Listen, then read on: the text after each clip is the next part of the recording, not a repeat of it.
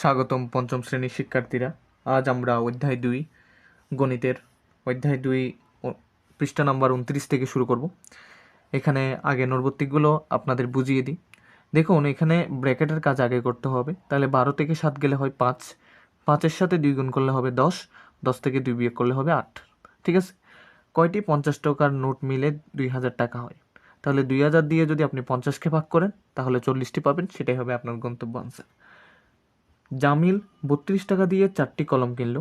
15টি কলম কেনার জন্য তার কত টাকা লাগবে সেটা আপনাকে হাতে কলমে দেখাই। দেখুন, বলছে জামিল 32 টাকা দিয়ে 4টি কলম কিনছে। তাহলে একটি কলমের দাম যদি বের করতে চাই, 32 টাকা দিয়ে যেহেতু 4টি কলম কিনছে, তাহলে 32/4 দিলে একটি কলমের দাম বের হয়। সেই একটি কলমের দামের সাথে যদি 15 গুণ করি তাহলে 15টি কলমের দামও বের হয়ে আসে। তাহলে করেন এবার। তাহলে এখান থেকে যদি করি, এটা 3 নাম্বার করতেছি না, 32কে 4 দিয়ে ভাগ করলে কত হয়? 4 8 32 গুণ 15, তাহলে 8 15 কত হয়? 120। তাহলে এটাই হবে আপনার গন্তব্য আনসার, যা এখানে দেওয়া আছে। এবার 4 নাম্বার করা যাক। এখানে বলছে 1 ডজন পেন্সিলের দাম 48 টাকা। 1 ডজন মানে কয়টি? 12টি। তার মানে 12টি পেন্সিলের দাম 48 টাকা হলে 8টি পেন্সিলের দাম কত? দেখুন, 12টি পেন্সিলের দাম 48 টাকা। তাহলে একটি পেন্সিলের দাম যদি বের করতে চাই, 48কে 12 দিয়ে ভাগ করলে একটি পেন্সিলের দাম বের হবে। তার সাথে যদি একটি পেন্সিলের দামের সাথে যদি আমি 8 গুণ করে দিই তাহলে 8টি পেন্সিলের দাম বের হয়ে আসতেছে। তাহলে এটা 4 নাম্বার করতেছি। তাহলে করা যাক। 48কে 4 দিয়ে ভাগ করলে 4 4 12 48 গুণ 8, তাহলে 4 8 কত হয়? 32। দেখেন, উত্তর আসছে। এখন এখানে বলছে 334টি আম 15 জনের মধ্যে সমানভাবে ভাগ করে দিলে কয়টি আম অবশিষ্ট থাকবে? যেহেতু ভাগ করে দিছে 15 জনের মাঝে, তাহলে চলুন ভাগ করি আমরা। তাহলে 15 দিয়ে আমরা 334কে ভাগ করব। ক্লিয়ার? তাহলে 15 দুগুণে হয় কত? 30। তাহলে এখানে 3 থেকে 0 গেলে 3, এখানে তো আর কিছু রইল না, এখানে 4 নামাই। 15 দুগুণে আবার হবে 30। তাহলে অবশেষে বিয়োগ করলে পাবো 4। এই যে অবশিষ্ট থাকলো 4, এটাই বলতেছে অবশিষ্ট আম কয়টা থাকবে। তাহলে অবশিষ্ট আম কয়টা থাকবে? 4টা থাকবে। মাতার বয়স কন্যার বয়সের 3 গুণ। তারপর বলল কন্যার বয়স 15 বৎসর, 10 বৎসর পর মাতার বয়স কত হবে? দেখেন, আমরা যদি মাতার বয়সটা বের করতে চাই, এখানে বলছে মাতার বয়স কন্যার বয়সের 3 গুণ। তাহলে কন্যার বয়স আছে 15, কন্যার বয়স আছে কত? 15। তার সাথে যদি 3 গুণ করি সেটা হবে কি? মাতার বয়স। কিন্তু আমাদের বলছে 10 বছর পর মাতার বয়স কত হবে, কিন্তু এটা তো আমাদের এখনকার মাতার বয়স, মানে মায়ের বয়স বর্তমানটা বের করছি। আরও 10 বছর পর যদি জিজ্ঞেস করছে, যেহেতু আরও 10 যোগ করব। যদি 10 বছর আগে জিজ্ঞেস করতো তাহলে 10 বিয়োগ করতাম। ঠিক আছে? তাহলে 3 15 কত হয়? 45। তার সাথে যদি 10 যোগ করেন আপনারা পাবেন 55। দেখেন আছে কিনা? 55 বছর। এবার আমরা এটা দেখি। দেখেন, এটা আমি মুখে বুঝিয়ে দিই আপনাদের। এখানে গুণ এবং বিয়োগ আছে, তাহলে গুণের কাজ আগে। 6 6 করলে 36, তার থেকে যদি 6 বিয়োগ করেন তাহলে পাবেন 30। তাহলে একদিকে পেলেন 30। এদিকে দেখেন গুণ এবং ভাগের কাজ আছে, তাহলে ভাগের কাজ অবশ্যই আগে হবে। তাহলে 6কে 2 দিয়ে ভাগ করলে হবে 3, তাহলে 5-এর সাথে 3 গুণ করলে হবে 15। তাহলে কোন দিকে বড় হইলো? এদিকে বড় না? তাহলে সেই অনুসারে এইভাবে বড় হয়ে গেল। এখানে বলতেছে খোলা বাক্যের উদাহরণ দেখাও। দেখেন, এগুলো সব সংখ্যাযুক্ত অবস্থায় আছে, কযুক্ত অবস্থায় শুধু এ আছে। তার মানে খোলা বাক্য হবে শুধু সে। এবার আমরা 2 নাম্বার থেকে শুরু করব, যেগুলো আসলেই আমাদের কথার অঙ্কর মতো। তাহলে চলুন। ক সংখ্যক টেনিস বল একটু উপরে যাই যাতে আপনাদের বুঝতেও সুবিধা হয়। ক সংখ্যক টেনিস বল এবং 4টি ক্রিকেট ব্যাটের মূল্য একসঙ্গে হয় টাকা।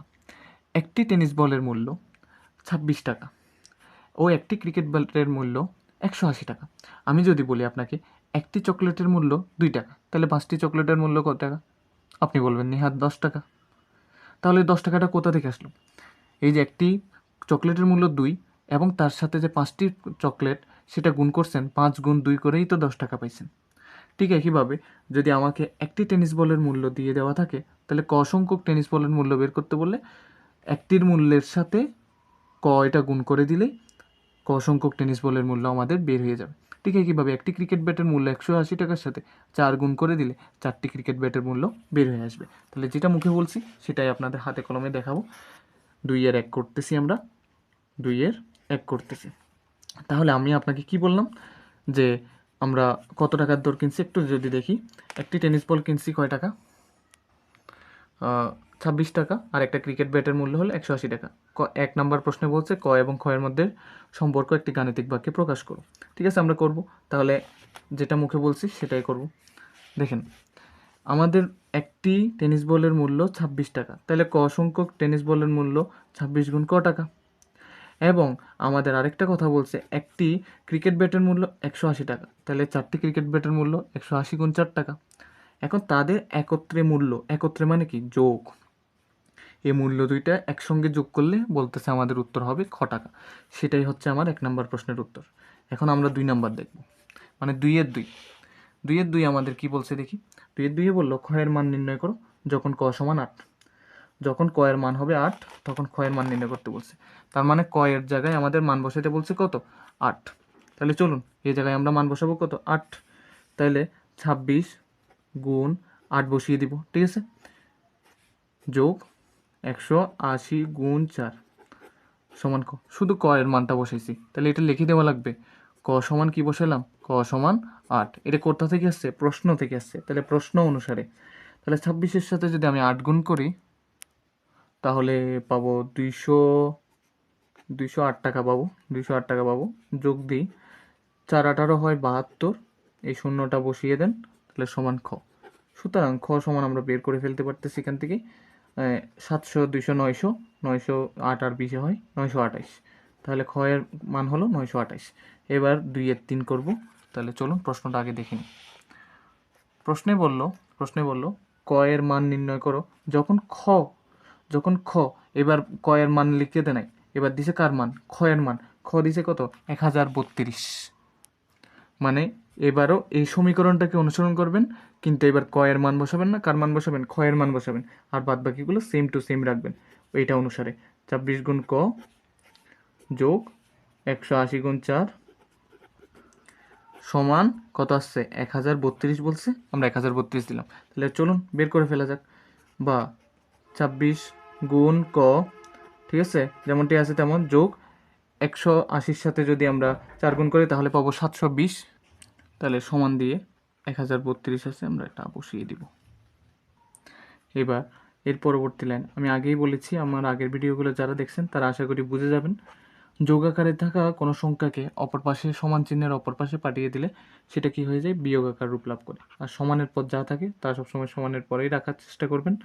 তাহলে এখানের মধ্যে দেখেন 26 গুণ ক সমান কি পাচ্ছেন, 1032 থেকে 720, তাহলে পাচ্ছেন 312। এখন এই যে ক এর সাথে গুণাকারে থাকা 26টা অপর পাশে চলে গেলে ভাগাকার রূপ লাভ করবে। গুণাকারে থাকা জিনিস সমান চিহ্নের অপর পাশে গেলে কি হয়, ভাগাকার রূপ লাভ করে। তাহলে 312 দিয়ে 26কে যদি ভাগ করি তাহলে ক সমান বের হবে 12। তাহলে ক এর মান বের হয়ে গেল 12। আমাদের এবার 3 নাম্বার হিসাব করে এটা করতে হবে। 1 নাম্বার এটা প্রশ্ন দেওয়া আছে, তাহলে এটা একদম সরল করার মতোই। তাহলে আমাদের জানা আছে কিছুক্ষণ আগেই, মানে আমরা 3টা ক্লাস আগেই এগুলো শেষ করে আসছি। তবুও আপনারা যদি না দেখে থাকেন ওখানে বেসিকগুলো ক্লিয়ার করে আসেন, আমি এখানে একটু ফাস্ট করাবো, ঠিক আছে। তাহলে এখানের মধ্যে ফার্স্ট ব্র্যাকেটের কাজ হবে, তাহলে ফার্স্ট ব্র্যাকেটের ভিতরের কাজ হবে, আরগুলো বাকিগুলো কি থাকবে, স্থির থাকবে। তাহলে বাকিগুলো স্থির থাকলে 6 যোগ 24 বিয়োগ, দেখুন 9-এর সাথে 2 যোগ করলে কত হয়, 11। 11 থেকে 1 বিয়োগ করলে কি হয়, 10। তাহলে যখন এই পুরোটা কাজ করার পর আমার একটা সংখ্যায় পরিণত হয়ে গেছে, তাহলে তাদের মানটা আমি একবার বসিয়ে দিলেই হয়ে যাচ্ছে। 9-এর সাথে 2 যোগ করলে 11, 11 থেকে 1 বিয়োগ করলে 10।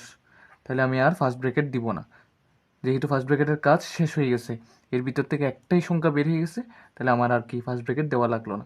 থার্ড ব্র্যাকেটটা দেন এবং সেকেন্ড ব্র্যাকেটটা দিলাম। এবার আমরা ফার্স্ট ব্র্যাকেটের পর সেকেন্ড ব্র্যাকেটের কাজ করব। তাহলে 7 গুণ আর বাদ বাকিগুলো কী রাখবো, স্থির রাখবো। তাহলে 24 থেকে 10 বিয়োগ করলে কত হয়, 14। 14 লিখলাম, সেকেন্ড ব্র্যাকেট বিলুপ্ত হয়ে গেল। যখন একটা সংখ্যায় পরিণত হয়ে যায় ব্র্যাকেটগুলো বিলুপ্ত হয়ে যায়, তাহলে থার্ড ব্র্যাকেট দিলাম। 7 গুণ একইভাবে 6 আর 14 যোগ করলে কত হয়, 20। 6 আর 14 যোগ করলে কত হয়, 20। তাহলে এই 20-এর সাথে যদি আমি 7 গুণ করি, দেখুন তো 7 দুগুণে 14, এই শূন্যকে কাজ করি নাই না, শূন্যটা বসিয়ে দেন। এবার 2 নাম্বারটাও দেখে নিব।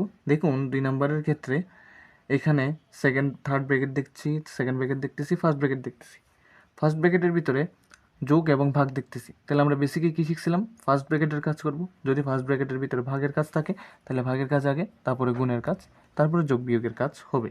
তাহলে এখানে ভাগের কাজ হবে আর বাদ বাকিগুলো পুরোটাই কী থাকবে? স্থির থাকবে। তাহলে 18 এখানে ভাগ আছে, বসিয়ে দিবেন। তারপর থার্ড ব্র্যাকেট 1 যোগ 4 ভাগ, তারপর এখানে কি পাচ্ছেন? সেকেন্ড ব্র্যাকেট 1 যোগ 5 ভাগ 1 যোগ। এখন এখানে ভাগের কাজটা করতে হবে। 8কে 2 দিয়ে ভাগ করলে কত হয়? 4। তাহলে এখানে ফার্স্ট ব্র্যাকেট ক্লোজ করেন, সেকেন্ড ব্র্যাকেট ক্লোজ করেন, থার্ড ব্র্যাকেট ক্লোজ করেন। তারপর এখনও ফার্স্ট ব্র্যাকেটের কাজ শেষ হয়নি, তাহলে আরগুলো সেম টু সেম থাকবে যেমনটা এতক্ষণ ছিল। তাহলে 1 যোগ 4 ভাগ সেকেন্ড ব্র্যাকেট 1 যোগ 5 ভাগ 4 আর 1 যোগ করলে কত হয়? 5। তাহলে 5 যেহেতু হয়ে গেছে, একটা সংখ্যায় পরিণত হয়ে গেছে, তাহলে ফার্স্ট ব্র্যাকেটটা কী হয়ে যাবে? বিলুপ্ত হয়ে যাবে। যখন বিলুপ্ত হয়ে গেছে আর রইল কি? সেকেন্ড ব্র্যাকেট আর থার্ড ব্র্যাকেট, যা আমরা এখানে বসিয়ে দিলাম। তাহলে 18 ভাগ 1 যোগ 4 ভাগ, এখানের মধ্যে দেখেন ভালোভাবে, এখন সেকেন্ড ব্র্যাকেটের কাজ হবে, যেহেতু সেকেন্ড ব্র্যাকেটের মধ্যে কার কাজ আগে হবে? যোগ নাকি ভাগের কাজ? অবশ্যই ভাগের কাজ আগে হবে। তাহলে 1 যোগটাকে আমরা লিখে দিব, 1 যোগ লিখে দিব। 5কে 5 দিয়ে ভাগ করলে কত হয়? 1 লিখে দিলেন। সেকেন্ড ব্র্যাকেট ক্লোজ করেন, থার্ড ব্র্যাকেট ক্লোজ করেন। এবার 18 ভাগ, দেখুন 1 যোগ 4 ভাগ, এবার 1 আর 1 যোগ করে কত হয়? 2। তাহলে সেকেন্ড ব্র্যাকেট বিলুপ্ত হয়ে যাবে, থার্ড ব্র্যাকেট এসে গেল। যখন এটা হয়ে গেল তখন 18 ভাগ, এখানের মধ্যে যোগ আর ভাগের মধ্যে অবশ্যই কার কাজ আগে হবে? ভাগের কাজ আগে হবে। তাহলে 1 যোগ দেন, 4কে 2 দিয়ে ভাগ করলে কত হয়? 2 হয়। এটা তো আমরা সবাই জানি। এখন 18 ভাগ, এখানে দেখেন 1 আর 2 যোগ করলে কত হয়? 3। তাহলে 18কে 3 দিয়ে ভাগ করলে কি হয়? 3 6 18, 3 6 18 নামতা অনুসারে। তাহলে 18কে 3 দিয়ে ভাগ করলে 6। এটাই হবে আমাদের গন্তব্য আনসার। এবার আমরা 3 নাম্বারটা দেখব। তাহলে 3 নাম্বারটা দেখলে ভালোভাবেই বুঝতে পারবেন। দেখুন এখানের মধ্যে ফার্স্ট ব্র্যাকেটের কাজ করতে হবে, তাহলে আর বাদ বাকিগুলো আমরা কী রাখবো? স্থির রাখবো। কী রাখবো? স্থির রাখবো। তাহলে 8 ভাগ 23 বিয়োগ, এখানের মধ্যে দেখেন যোগ আর বিয়োগের কাজ, তাহলে 16 আর 4 যোগ করলে কত হয়? 24। 16 আর 4 যোগ করলে কত হয়? 20। 20 থেকে 5 গেলে 15। 20 থেকে 5 গেলে কত হবে? 15। যোগ বিয়োগ করলাম, 16 আর 4 যোগ করলে 20, 20 থেকে 5 গেলে 15। তাহলে এই ফার্স্ট ব্র্যাকেটের কাজ শেষ হয়ে গেছে একসাথেই। তাহলে আমরা সেকেন্ড ব্র্যাকেট দিয়ে দিব, থার্ড ব্র্যাকেট দিয়ে দিব। যে মাত্র থার্ড ব্র্যাকেট দিলাম, দেখেন আরগুলো সবগুলো স্থির রেখে সেকেন্ড ব্র্যাকেটের কাজ করব। তাহলে 8 ভাগ 23 থেকে 18 গেলে কত? 15 গেলে কত হয়? অবশ্যই 8 হয়। তাহলে 8 দিলাম, সেকেন্ড ব্র্যাকেটের বিলুপ্ত হয়ে যাবে, থার্ড ব্র্যাকেট চলে আসবে। তাহলে 111 বিয়োগ 8কে 8 দিয়ে ভাগ করলে কত হয়? 1। তাহলে 111 থেকে 1 বিয়োগ করলে কত হয়? 110। এবার আমরা 4 নাম্বার দেখব। 4 নাম্বারে বলা হয়েছে নিচের গাণিতিক বাক্যগুলো নিয়ে গল্প তৈরি করি। এখানে যে গাণিতিক বাক্যগুলো দিছে এটা আপনি আপনার নিজের মতো করে গল্প তৈরি করতে পারেন। তবু আমি গল্পটা তৈরি করে দিই। মনে করেন এটা আবিরের কাছে 32টি চকলেট আছে। কয়টি? আবিরের কাছে 32টি চকলেট এবং আরেকটা নাম বলেন, কি বলা যায়? রিয়া, এবং রিয়ার কাছে 17টি চকলেট আছে।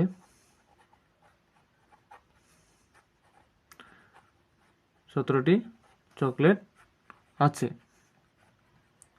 তাদের থাকা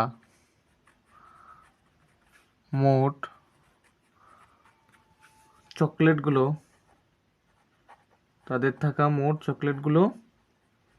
বললাম যে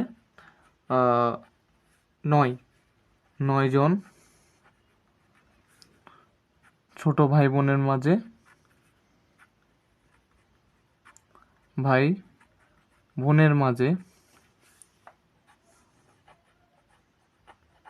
ভাগ করে দিল। কি করে দিল? ভাগ করে দিল। ক্লিয়ার আছেন? আবিরের কাছে 32টা চকলেট এবং রিয়ার কাছে 17টি চকলেট আছে। তাদের থাকা মোট চকলেটগুলোকে 9 জনের ছোট ভাই বোনের মাঝে ভাগ করে দিল। তাহলে হয়ে গেল গল্প তৈরি করা। এরপরের গল্পটা আমরা তৈরি করব 2 নম্বরে যেটা দেওয়া আছে, দেখি।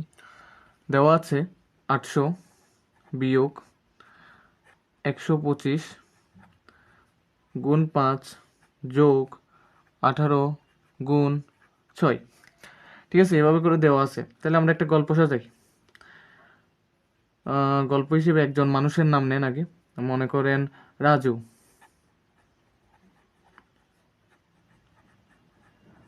রাজু সাহেব বাজারে, সরি এখানে ভুলে গেছে, বাজারে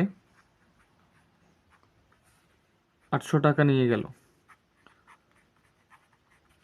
800 টাকা নিয়ে গেল। এখন তিনি 125 টাকা কেজি দরে, মানে 1 কেজি 125 টাকা দরে, 125 টাকা কেজি দরে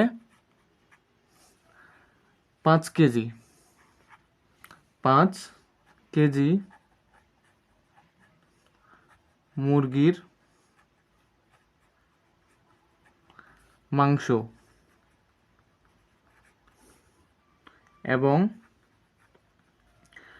18 টাকা কেজি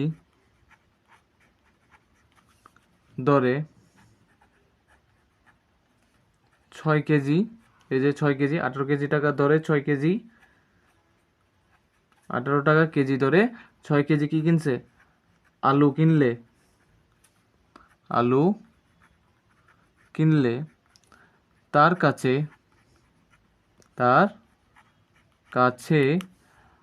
আর কত টাকা অবশিষ্ট রইল বা বাকি রইল? ঠিক আছে, এটাই হলো আমাদের গন্তব্য আনসার। যারা আমাদের এখানে কোর্স করতে চান, অলরেডি অনলাইন বেচ চালু রয়েছে, তারা অবশ্যই নিচের দেওয়া হোয়াটসঅ্যাপ নাম্বারে যোগাযোগ করে নেবেন এবং সম্পূর্ণ তথ্য জেনে নেবেন।